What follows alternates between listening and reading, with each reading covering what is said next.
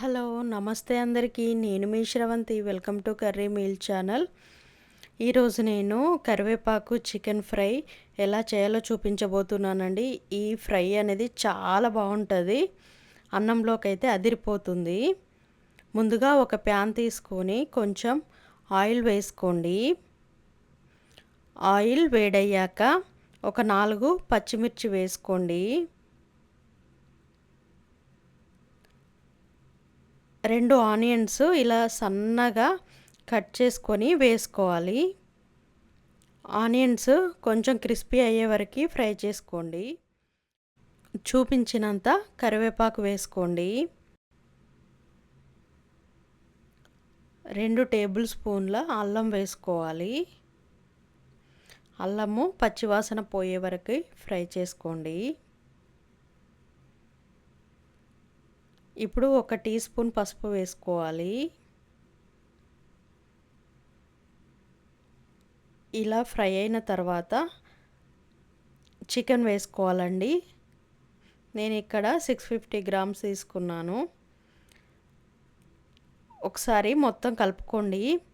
Chicken అనేది ఒక 5 minutes high flame పెట్టుకొని బాగా ఫ్రై అవ్వాలి. ఆయిల్లో ఫ్రై చేసుకోండి.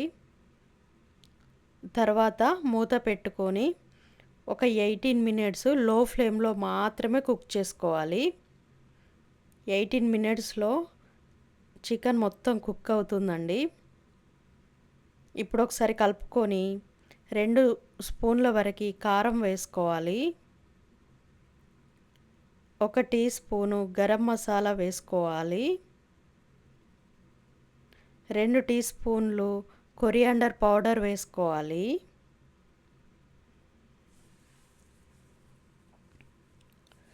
వేసుకొని ఒక 2 మినిట్స్ కొంచెం ఫ్రై అవ్వనివ్వండి.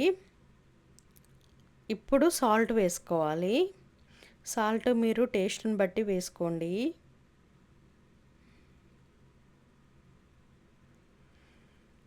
వేసుకొని ఒక హై ఫ్లేమ్లోనే ఇలా కొంచెం దగ్గరికి అయ్యే వరకు ఫ్రై చేసుకోండి.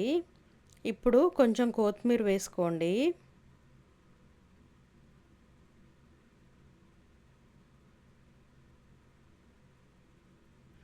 మొత్తం ఆయిల్ పైకి వచ్చే వరకు కుక్ చేసుకోవాలి. అంతే అండి, చికెన్ రెడీ అయింది. ఇప్పుడు దీన్ని ఒక బౌల్లోకి వేసుకోండి. మీకు చూస్తుంటేనే తెలుస్తుంది కదా, చికెన్ చాలా బాగుంది.